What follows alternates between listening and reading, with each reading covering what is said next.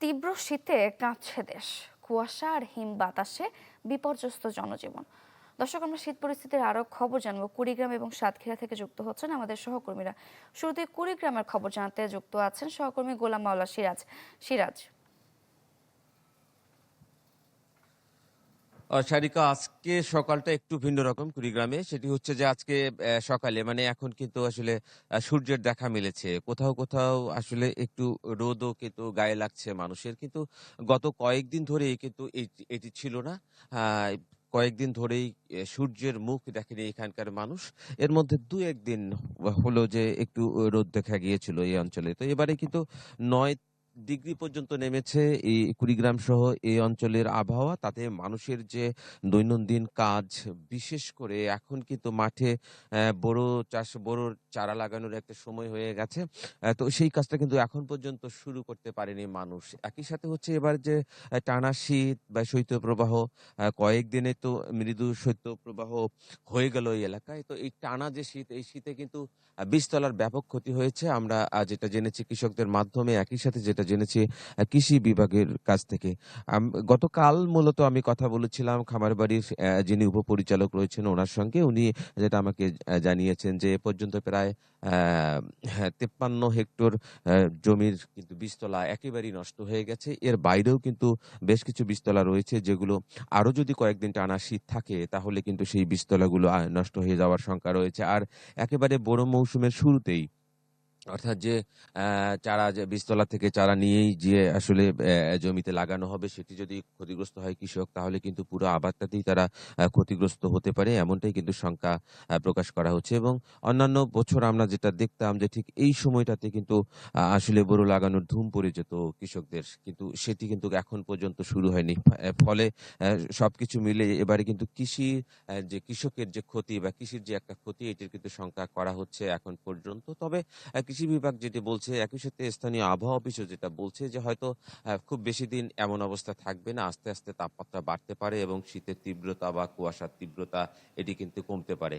এর বাইরে মানুষের দৈনন্দিন যে সমস্যা শীতের কারণে, সেটা তো আমরা এর আগ থেকে বলে আসছি এবং দেখে আসছি। শীত নিয়ে বেশি শঙ্কা তৈরি হয়েছে এখন। সারিকা। সিরাজ, ধন্যবাদ আপনাকে। সাতক্ষীরার খবর জানাতে আছেন সহকর্মী আমিনা বিলকিস ময়না। ময়না, RICL TMX, যুগের পর যুগ স্থাপনা থাকে মজবুত। সারিকা, উত্তরাঞ্চলের সাথে পাল্লা দিয়ে দক্ষিণাঞ্চলেও কিন্তু শীতের প্রকোপ বেড়েছে।